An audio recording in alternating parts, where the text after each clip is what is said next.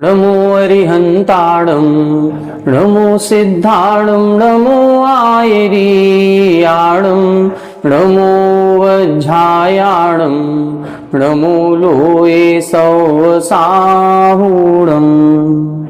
सिद्धं शुद्धं परमीय जिणिन्दवर्णेमि चन्दमकलङ्कं गुणरयणभूषणुदयं जीवस्य परुवणं बोच्छम। 1008 श्री मूलनायक आदिनाथ भगवान की जय। 1008 श्री गोमटेश्वर बाहुबली भगवान की जय। द्वासांग जिनवाणी माता की जय।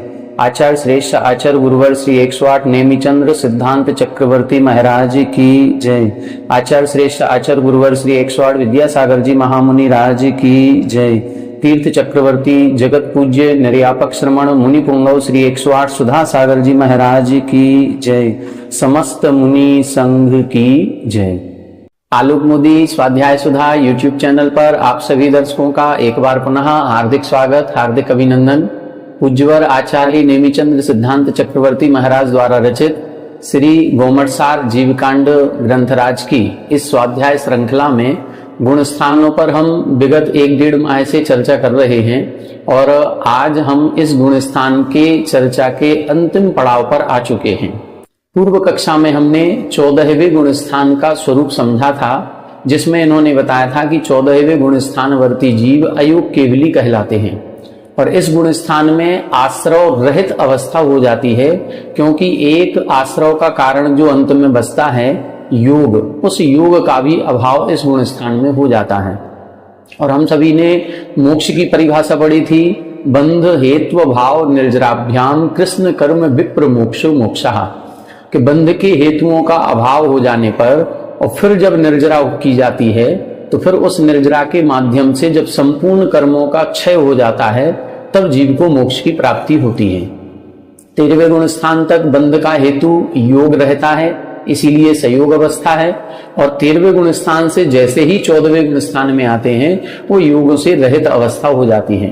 और यहाँ योग से रहित अवस्था हुई, वहां पर चौथा शुक्ल ध्यान होता है और उस चौथे शुक्ल ध्यान के माध्यम से असंख्यात गुण श्रेणी निर्जरा करता हुआ जो शेष बचे हुए 4 अघातीय कर्म थे उनकी भी 85 प्रकृतियों को नष्ट करता हुआ सिद्धत्व की प्राप्ति करता है। तो आज हम सभी सिद्धों के स्वरूप को समझेंगे और सिद्ध किस तरह से अवस्थित होते हैं, उनके अंदर कौन कौन से गुण या कौन कौन सी विशेषताएं प्रकट हो जाती हैं, इस पर चर्चा अपन सभी मिलकर के करेंगे। तो आइए देखें गाथा नंबर 68।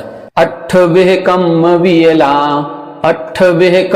वियला सीधी भूदाणि रंजनाणिच्चा सीधी भूदाणि रंजनाणिच्चा अठ गुणा किद किच्चा लोयगणिवासिनो सिद्धा अठविह कम वियला सीधी भूदाणि रंजनाणिच्चा अठ गुणा किद किच्चा लोयगणिवासिनो सिद्धा। देखें, ये गाथा अपन सभी ने कई बार पढ़ी होगी। जो सिद्ध भक्ति की जाती है, बृहद सिद्ध भक्ति में ये गाथा दी हुई है, और जब भी कभी कोई विधान आदि करते हैं तो बृहद सिद्ध भक्ति पढ़ते हैं, और उस सिद्ध भक्ति को पढ़ते हुए इस गाथा को हम सभी ने बार बार उच्चारण किया होगा। आज ये गाथा पता चल गई होगी कि ये गाथा श्री जीवकांड जी ग्रंथराज की गाथा है। इसका अर्थ क्या है, इसको अपन समझते हैं। अठविह कम वियला, यहां बता रहे हैं ये जो सिद्ध परमेष्ठी होते हैं, ये अठविह जो 8 प्रकार के कम यानी कर्म थे, उनसे वियला, उनसे विकल हो जाते हैं। कुल मिलाकर के 8 कर्मों से रहित हो जाते हैं। संसारी आत्मा और मुक्त आत्मा में क्या अंतर है? केवल इतना ही अंतर है कि संसारी जीव 8 कर्मों से सहित है और मुक्त जीव 8 कर्मों से रहित हो जाता है। इसीलिए उसको हम मुक्त जीव कहते हैं, और इसीलिए संसार से मुक्त होने की जो क्रिया है उसको हम मोक्ष कहते हैं। अब जब ये 8 कर्म नष्ट होते हैं तो नीचे लिखा है 8 गुणा, 8 गुण आत्मा में प्रकट होते हैं। अभी अपन ने जब 13वां गुण स्थान समझा था तब इधर बताया था कि 4 घातीय कर्मों के नाश हो जाने से 4 अनंत चतुष्टय प्रकट होते हैं। अब 8 कर्म नष्ट हो गए हैं, जो 4 अघातीय कर्म थे वो भी नष्ट हो गए, तो फिर 8 गुण आत्मा में प्रकट होते हैं। प्रत्येक कर्म किसी ना किसी गुण का घात करता है, और जब कर्म नष्ट होगा तो कोई ना कोई गुण आत्मा में प्रकट होगा। तो वो 8 गुण कौन से हैं और कौन से कर्म के नाश से कौन सा गुण प्रकट होता है, ये अपन इसको देखते हैं। सबसे पहला होता है ज्ञानावरण कर्म। ज्ञानावरण कर्म नष्ट होता है तो अनंत ज्ञान प्रकट होता है। दर्शनावरण कर्म के नाश हो जाने पर अनंत दर्शन प्रकट होता है। वेदनीय कर्म जब नष्ट होता है तो अव्यावाद सुख उत्पन्न होता है। मोहिनी कर्म के नाश से हमने बताया था, मोहिनी कर्म के अपन 2 भेद करते हैं, एक दर्शन मोहिनी और एक चारित्र मोहिनी। जब अपन ने 9 लब्धियां लगाई थी तो दर्शन मोहिनी के नाश से सम्यक दर्शन और चारित्र मोहिनी के नाश से सम्यक चारित्र को समझा था। लेकिन जब अपन सिद्ध परमेष्ठी के गुणों में लगाएंगे तो मोहिनी कर्म के नाश से केवल सम्यक्त्व गुण का कथन किया जाता है कि यहां पर छायक सम्यक्त्व प्रकट हो जाता है। जब हम 4 अनंत चतुष्टय की बात करते हैं तो मोहिनी कर्म के नाश से अनंत सुख की बात करते हैं। देखें, ध्यान से देखें, जब नवलब्धियों की बात की जाएगी तो मोहिनी कर्म के नाश से 2 गुण प्रकट होते हैं, छायक सम्यक दर्शन और छायक चारित्र। लेकिन जब 4 अनंत चतुष्टय की बात करेंगे तो मोहिनी कर्म के नाश से अनंत सुख कहा जाएगा। लेकिन जब सिद्धों के गुणों की बात करेंगे तो मोहिनी के नाश से सम्यक्त्व आदिक, मतलब सम्यक दर्शन को यहां पर कहा गया कि छायक सम्यक्त्व गुण प्रकट होता है। अन्य कर्मों के नाश से और क्या होता है, तो फिर नाम कर्म के नाश से सूक्ष्मत्व गुण प्रकट होता है। आयु कर्म के नाश से अवगाहनत्व गुण प्रकट होता है। गोत्र कर्म के क्षय हो जाने पर अगुरु लघुत्व गुण प्रकट होता है। और अंतराय कर्म के नाश हो जाने पर अनंत वीर्य गुण कहा जाता है। अब यहां पर थोड़ा सा अंतर आता है, जब हम अरिहंत परमेष्ठी की बात करते हैं 13वें गुण स्थान की, तो वहां अनंत सुख लिखा है, और जब हम सिद्धों की बात करते हैं तो यहां पर अव्यावाद सुख लिखा है। इन दोनों में केवल इतना अंतर है कि जब तक वेदनीय कर्म का उदय है, वेदनीय कर्म का उदय चाहे साता का उदय हो चाहे असाता का उदय हो, 14वें गुण स्थान तक कहा गया है। असाता का उदय भी 14वें तक हो सकता है और साता का भी हो सकता है। 14वें गुण स्थान में कोई एक ही वेदनी का, एक समय में एक ही वेदनी कर्म का उदय होता है। यदि 14वें गुण स्थान में असाता का उदय है तो साता का नहीं होगा, और साता का उदय है तो असाता का नहीं होगा। इस प्रकार से कर्मों के उदय की विवक्षा की जाती है। अब यहां पर अपन को देखना है कि जब असाता का उदय होगा तो उस असाता का उदय भले ही उसका अनुभाग नगण्य हो, लेकिन फिर भी अभी उस असाता के कारण से कहीं ना कहीं बाधा उत्पन्न हो रही है, इसीलिए अभी अनंत सुख कहा गया। लेकिन जैसे ही सिद्धत्व पर्याय की उत्पत्ति होती है, यहां पर अब असाता का उदय भी समाप्त हो गया। असाता वेदनी कर्म का सत्व विच्युत्ति हो जाती है, क्षय हो जाता है। तो अब वो जो दुख उत्पन्न करने का कारण भी था, वो कारण ही समाप्त हो गया। इसीलिए अब दुख उत्पन्न करने वाली कोई बाधा नहीं है, और जब बाधा नहीं है इसीलिए उसको कहा अव्यावाधत्व सुख। तो सिद्धों में अव्यावाद सुख की बात कही जाती है। ये अव्यावाद सुख वेदनी कर्म के नाश के कारण से है, और अरिहंतों में जो अनंत सुख की बात कही गई वो मोहिनी कर्म के नाश के कारण से कही गई। इतना अपन को अंतर समझना है। तो यहां लिख रहे हैं 8वें कम्य वीला, 8 प्रकार के कर्मों से रहित हैं। सीधी भूदा अब अनंत सुख में लीन है। सीधी का मतलब है साता, साता से संबंधित है। साता का मतलब होता है सुख। अब आत्मिक सुख जो उत्पन्न होता है, अभी तक इंद्रिय सुख था, अब आत्मिक सुख उत्पन्न हो गया है, तो उस आत्मिक सुख का भोग करने वाले होते हैं। निरंजना, निरंजना अंजन का मतलब होता है कालिमा, और अंजन का मतलब होता है दोष, मल। अब निरंजना, निरंजन का मतलब होता है कि सभी प्रकार के कर्म मलों से रहित हो गए हैं। 8वें कम्य वीला का मतलब यहां द्रव्य कर्मों से रहित होने की बात है, और निरंजना का मतलब है भाव कर्मों से रहित हो गए। जो रागद्वेष आदि परिणाम आत्मा में उत्पन्न हो रहे थे, उन भाव कर्मों का भी अभाव हो जाने से आत्मा बिल्कुल निर्मल हो जाती है। निच्चा, निच्चा का मतलब है नित्य हो गए। अब इनकी जो पर्याय उत्पन्न हुई है, ये सिद्ध पर्याय अब कभी भी नाश को प्राप्त नहीं होगी। अब ये अनंत काल तक रहेगी, रही है अनंतानंत काल यथा तथा शिव पर नई। अपन ने छैडाला जी में पढ़ा है कि जैसी जिस अवस्था में मोक्ष की प्राप्ति हुई है, उसी अवस्था में अब अनंत काल के लिए स्थिर हो जाते हैं। खड़गासन से मोक्ष हुआ है तो खड़गासन से रहेंगे, पद्मासन से हुआ है तो पद्मासन से रहेंगे। 8 गुणा 8 गुणों से सहित हो जाते हैं। किदकिच्चा, कृतकृत्य हो चुके हैं। कृतकृत्य का मतलब अब उनको करने के लिए कुछ भी शेष नहीं है, अब उनको कोई भी कार्य शेष नहीं है। अब तो केवल अपनी आत्मा में लीन होकर के अपने आत्मा के स्वाभाविक गुणों का, स्वाभाविक सुख का ही अनुभव करना है और कुछ नहीं करना है। लोयज्ञ निवासिनो सिद्धा, लोयज्ञ निवासिनो, लोयज्ञ का मतलब लोकाग्र, और निवासिनो लोकाग्र में जाकर के स्थित हो जाते हैं, वहीं निवास करते हैं। लोकाग्र के आगे क्यों नहीं जाते हैं? इसलिए नहीं जाते हैं क्योंकि जो गति का सहायक है या गति का उपकार करने वाला धर्म द्रव्य है, उस धर्म द्रव्य का अभाव है। हम सभी जानते हैं अपने जो आकाश द्रव्य है, उस आकाश द्रव्य के दो भेद करते हैं, लोकाकाश और अलोकाकाश।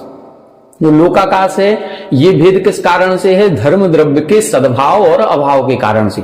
इसी के कारण से ये दो भेद बने हैं। यदि धर्म द्रव्य अलोकाकाश में होता तो ये जीव और पुद्गल का गमन भी अलोकाकाश में हो जाता, लेकिन चूंकि धर्म द्रव्य जहां तक है वहीं तक लोकाकाश है, इसके आगे अन्य कोई भी द्रव्य नहीं है। धर्म द्रव्य नहीं है इसलिए पुद्गल भी नहीं है। तो धर्म द्रव्य के कारण से ही ये लोक और अलोक का विभाग हुआ है।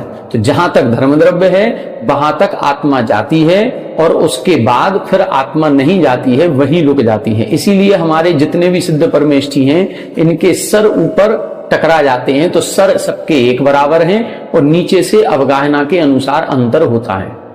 उत्कृष्ट अवगाहना 525 धनुष की कही गई और जघन्य अवगाहना 3.5 हाथ की कही जाती है। इस प्रकार से ये सिद्धों का इन्होंने सामान्य से वर्णन किया कि ऐसे सिद्ध होते हैं। कितने प्रकार की विशेषताएं बताई? 8 कर्मों से रहित हैं। सीधी भूदा का मतलब अपने आत्मिक सुख का भोग कर रहे हैं, अपनी पूर्ण शांति को प्राप्त हो चुके हैं। निरंजना राग द्वेष आदि भाव कर्मों से रहित हो गए हैं। नित्या नित्य पर्याय को प्राप्त हो गए हैं, अब ये पर्याय इनकी कभी नष्ट नहीं होगी। 8 गुणा 8 गुणों से सहित हो गए हैं। किदकिच्चा सब कृतकृत्य हो चुके हैं, अब इनको करने को कुछ भी शेष नहीं है। और लोयज्ञ निवासिनो, और लोकाग्र में स्थित हो गए हैं। ऐसे सिद्ध परमेष्ठी होते हैं। अब यहां पर अपन को अगली गाथा देखनी है। इस अगली गाथा में ये बता रहे हैं कि ये जो गाथा इधर 68 नंबर की लिखी थी, यहां जो सिद्धों के गुणों का वर्णन किया गया, देखो सिद्धों में अनंत गुण प्रकट हो चुके हैं, लेकिन यहां पर मुख्य मुख्य गुणों की चर्चा की गई। क्यों की गई? क्योंकि जब भी कभी कोई कथन किया जाता है तो उसके 2 मूलभूत कारण होते हैं। एक तो अपने मत की पुष्टि करना, और दूसरा जो अन्य खोटे मत हैं या कुमत वाले हैं या विधर्मी हैं, उनके द्वारा जो एक गलत बात का प्रतिपादन किया जा रहा था उसका खंडन करना। तो दोनों चीजें हैं, अपने मत का मंडन और अन्य कुधर्मियों के, अन्य विधर्मियों के द्वारा जो मत मतांतर प्रचलन में है उनका खंडन करना। तो यहां पर इन्होंने अपने मत का मंडन किया है, और मंडन करने के साथ साथ अन्य खोटे मत वाले हैं, अन्य कुधर्मी हैं, उनके मत का खंडन भी कर रहे हैं।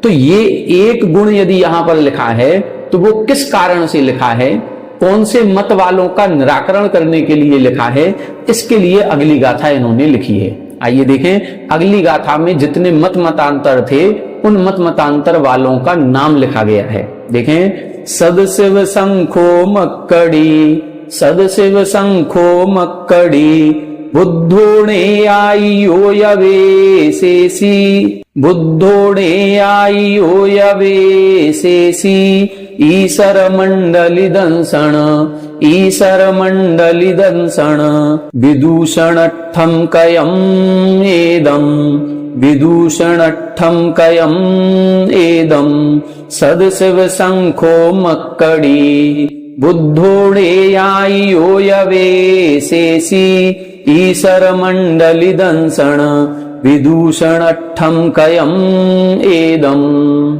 देखें, यहां बता रहे हैं सदशिव एक मत है, सदाशिव वाला मत, दूसरा है संखो यानी सांख्य मत, तीसरा है मक्कड़ी यानी मस्करी, फिर बुद्धो यानी बुद्ध मत वाले, न्यायियो यानी नैयायिक या वैशेषी वैशेषिक, फिर ईश्वर को कर्तृत्व मानने वाले, मंडली दर्शन और मंडली दर्शन वाले।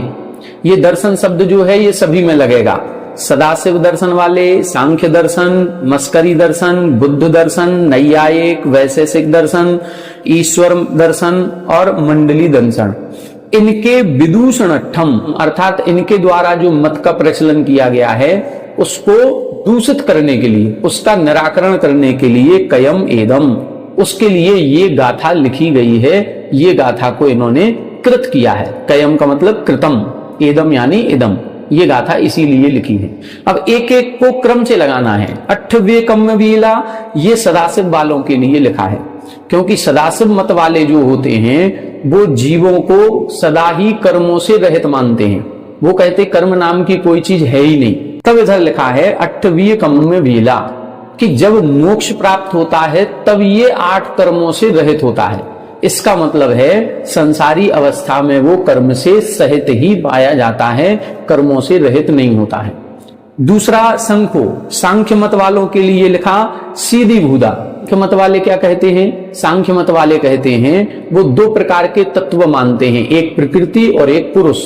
पुरुष को चैतन्य रूप मानते हैं और बाकी सब प्रकृति मानी जाती है।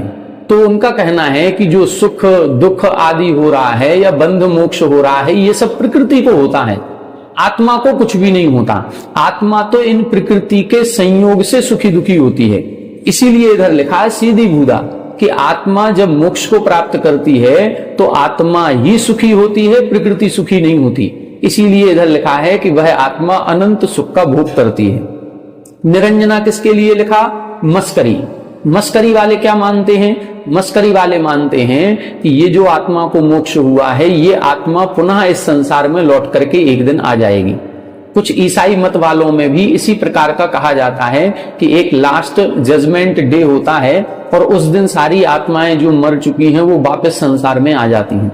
इसीलिए इधर लिखा निरंजना कि वो जो आत्मा मोक्ष को प्राप्त हो गई है वो भाव कर्मों से रहित हो गई है, उसके राग द्वेष आदि अब कोई भाव कर्म नहीं है। और जब राग द्वेष आदि भाव कर्म नहीं है तो द्रव्य कर्मों का बंध नहीं होगा, और जब द्रव्य कर्मों का बंध नहीं होगा तो आत्मा संसार में पुनः नहीं आएगी। इसीलिए निरंजना शब्द लिखा है। निच्चा किसके लिए लिखा? बुद्ध वालों के लिए। जो बौद्ध दर्शन वाले हैं वो जीव को या किसी भी द्रव्य को क्षणिक मानते हैं। वो कहते हैं एक द्रव्य अगले समय तक रहता ही नहीं है, वो नित्य नहीं है, वो तो अनित्य ही रहता है। तब इधर लिखा निच्चा कि ये जो सिद्ध पर्याय उत्पन्न हुई है ये नित्य है, ये कभी भी नष्ट होने वाली नहीं है। 8 गुणा ये किसके लिए लिखा? न्यायियो व वैशेषिक, मतलब न्यायिक और वैशेषिक के लिए लिखा है। ये न्यायिक वैशेषिक वाले मानते हैं कि जीव को जब मोक्ष होता है तो ये केवल कर्मों से नहीं छूटता बल्कि इसके गुणों का भी अभाव हो जाता है, ये गुणों से भी रहित हो जाता है। तब अपने आचार्यों ने लिखा 8 गुणा नहीं, हमारा जीव जो है वह आत्मा मुक्त होने के बाद विशेष गुणों से सहित हो जाता है। ये आत्मा के स्वाभाविक गुण हैं, इनसे कभी भी रहित नहीं होता। यदि इन्हीं से रहित हो जाए तो जीव का अस्तित्व ही खत्म हो जाएगा। तो केवल 8 कर्मों से रहित होता है, गुणों से रहित नहीं होता। इसीलिए लिखा 8 गुणा। जो ईश्वर यानी ईश्वरवादी होते हैं उनके लिए लिखा किद किच्चा।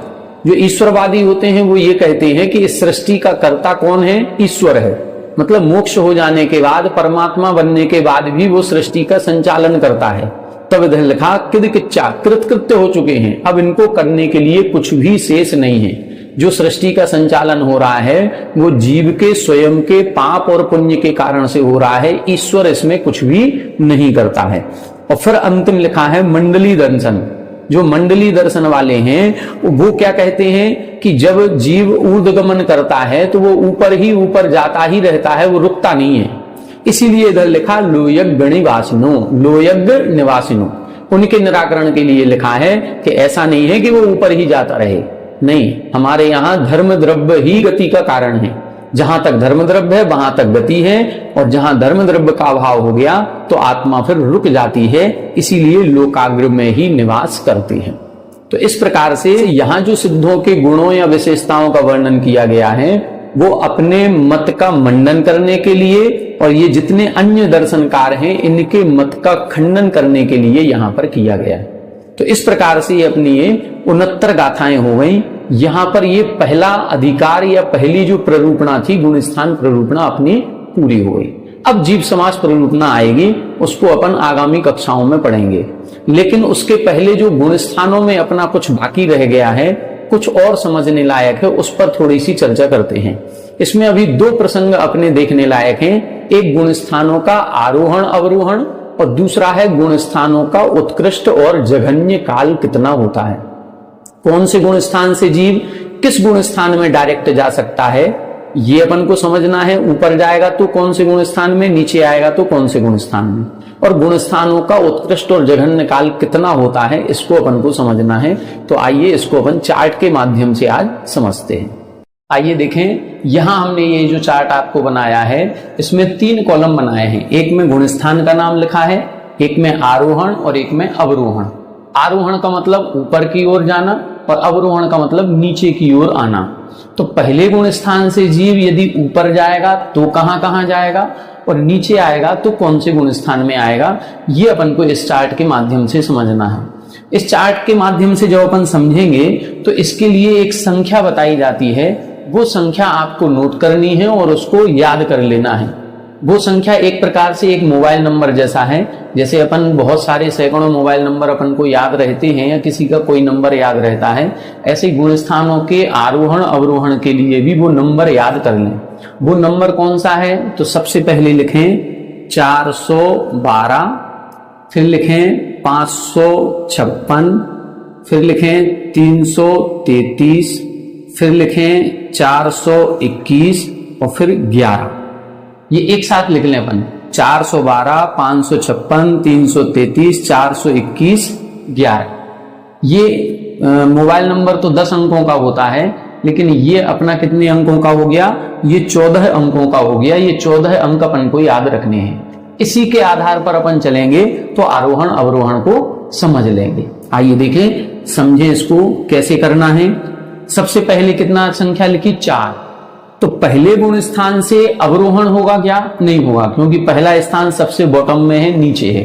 तो इससे नीचे तो कहीं कोई जीव जाएगा नहीं, केवल ऊपर जाएगा। तो ऊपर कहां कहां जा सकता है, पहले गुण स्थान से जाएगा तो तीसरे गुण स्थान में जा सकता है, चौथे में जा सकता है, 5वें में जा सकता है और 7वें में जा सकता है।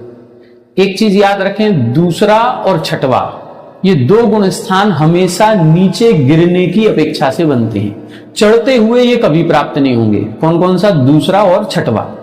और फिर जो 8वें आदि गुण स्थान है ये भी चढ़ते हुए जाएंगे तो 7वें वाला ही 8वें में जाएगा। पहले से डायरेक्ट 8वां या दूसरे से या तीसरे से या चौथे से, इनसे डायरेक्ट 8वां नहीं बनता। पहले दूसरे आदि गुण स्थानों से जाएंगे तो 7वें तक जाएंगे, 7वें के बाद फिर 8वें आदि ऊपर के गुण स्थानों में जाते हैं। तो यहाँ आरोहण ही होगा, अवरोहण नहीं होगा। आरोहण होगा तो हमने बताया था जो संख्या लिखवाई 412, पहले में कितनी है, 4। तो यहाँ पर 4 होंगे, पहले से तीसरे में, चौथे में, 5वें में और 7वें में। पहले से जो तीसरे में जाएगा वो सादी मिथ्या दृष्टि की अपेक्षा लिखा है, अनादि की अपेक्षा नहीं है। क्योंकि अनादि तीसरा गुण स्थान जो बनता है ये सम्यक मिथ्यात्व प्रकृति के उदय में बनता है, और जो अनादि मिथ्या दृष्टि है उसके सम्यक मिथ्यात्व होती ही नहीं है। जब होगी ही नहीं, सत्ता में ही नहीं होगी तो उदय कैसे आएगा। तो जो पहले से तीसरे में जाता है ये सादी मिथ्या दृष्टि जीव होता है, अर्थात इसने एक बार सम्यक दर्शन प्राप्त कर लिया और छूट करके मिथ्यात्व में आया है, अब ये तीसरे में जा सकता है। अनादि वाला नहीं जाएगा। सासादन दूसरे गुण स्थान वाला जो होता है ये दूसरे वाला ऊपर जाता ही नहीं है, ये तो केवल नीचे आता है। इसीलिए इधर अपन नहीं करेंगे, नीचे लिखेंगे तो 1 लिखेंगे, पहले वाला ऊपर नहीं जाता है। ठीक है।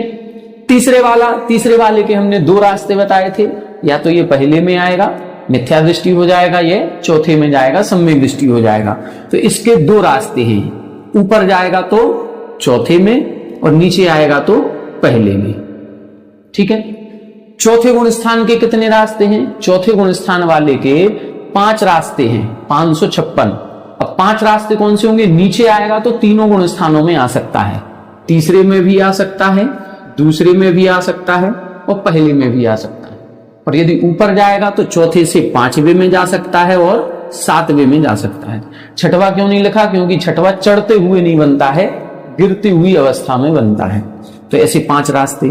पांचवें गुण स्थान के फिर पुनः 5 रास्ते होंगे। तो पांचवें वाला नीचे आएगा तो चौथे में, तीसरे में, दूसरे में और पहले में, और ऊपर जाएगा तो केवल सातवें में। फिर छठवें वाले के 6 रास्ते, पांचवें वाले के 5, छठवें वाले के 6 कौन से होंगे? ऊपर जाएगा छठवें वाला तो कहां जाएगा? 7 में, और नीचे आएगा तो पांचों ही गुण स्थानों में आ सकता है। 5, 4, 3, 2 और 1। मतलब छठवें गुण स्थान से डायरेक्ट पहला भी हो सकता है, दूसरा भी हो सकता है, तीसरा भी, चौथा भी और पांचवा भी। नीचे आएगा तो किसी भी गुण स्थान में आ सकता, ऊपर जाएगा तो सातवें में। सातवें गुण स्थान के अब 3 रास्ते होंगे। 333, पहले अपन ने 412 पढ़ा था, तो 4 रास्ते, फिर 1 रास्ता, फिर 2 रास्ते, फिर 556, 5, फिर 5, फिर 6, अब है 333। अब 3 रास्ते हैं। सातवें वाला ऊपर जाएगा तो 8वें में, या तो उपसम श्रेणी में या छपक श्रेणी में 8वें में जाएगा। नीचे आएगा तो 7वें से आएगा 6वें में। और यदि मरण हो गया, 7वें में आया और मरण हो गया, तो मरण होते ही विग्रह गति बनेगी। विग्रह गति में संयम नहीं होता है, चौथा गुण स्थान होगा, इसीलिए इधर लिखेंगे अपन चौथा। ये चौथा भी इधर ब्रैकेट में लिख लेंगे, मरण अपेक्षा। तो ये हो गया मरणापेक्षा। अब ये जो गुण स्थान नीचे लिखेंगे, ये मरणापेक्षा अपन उसमें लगा लेंगे। इसी तरह 8वें गुण स्थान वाला है, ऊपर जाएगा तो 9वें में, नीचे आएगा तो 7वें में और मरण अपेक्षा चौथे में। 9वें गुण स्थान वाला ऊपर जाएगा तो 10वें में, नीचे आएगा तो 8वें में, मरण अपेक्षा चौथे में। अब देखें 10वें गुण स्थान वाला। 10वें गुण स्थान वाला ऊपर जाएगा तो 2 रास्ते, उपसम श्रेणी वाला होगा तो 11वें में जाएगा, छपक श्रेणी वाला होगा तो 12वें में जाएगा। तो 10वें वाला ऊपर जाएगा तो 11वें में भी जा सकता और 12वें में भी।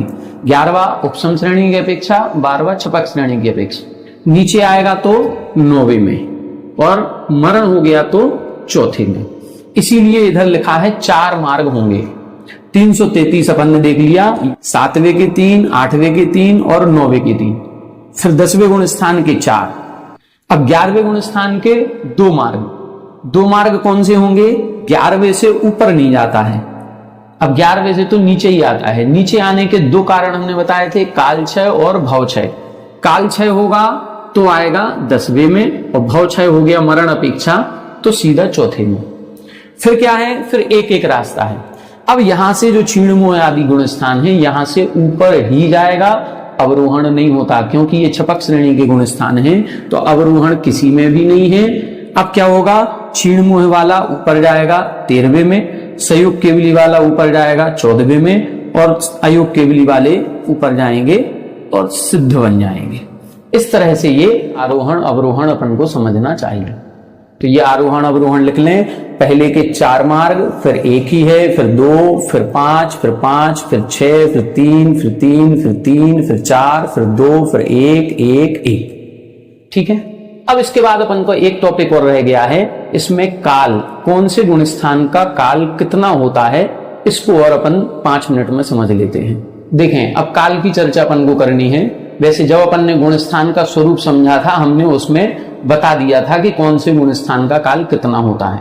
फिर भी पहले गुण स्थान का काल कितना है?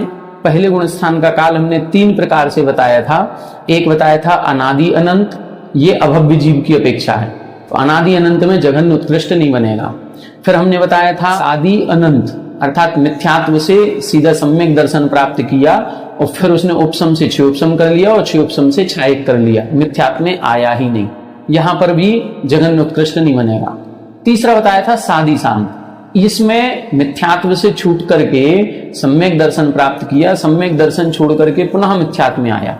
अब ये इस मिथ्यात्व में कितनी देर रहेगा? तो यहां अपन ने देखा था जघन्य से अंतर्मुहूर्त, मतलब अंतर्मुहूर्त बाद ही ये पुनः इस गुण स्थान को चेंज करके तीसरे गुण स्थान में जा सकता है या पुनः क्षापसमिक सम्यक्ति के साथ चौथा गुण स्थान कर सकता है या अन्य किसी पांचवे आदि गुण स्थान में जा सकता है। और यदि उत्कृष्ट काल मिथ्यात्व में आ गया तो अब कितने समय तक नहीं जाएगा, तब इधर अपन लिखेंगे कुछ कम अर्ध पुद्गल परावर्तन।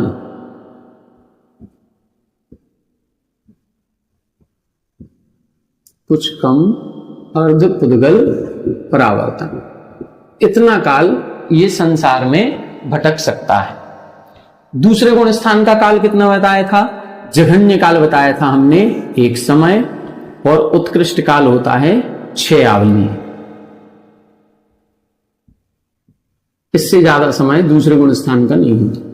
तीसरे गुण स्थान का काल जघन्य भी अंतर्मुहूर्त, उत्कृष्ट भी अंतर्मुहूर्त। इसमें अंतर्मुहूर्त से ज्यादा कोई भी जीव रहता ही नहीं है। अंतर्मुहूर्त बाद इसका गुण स्थान चेंज होगा ही होगा।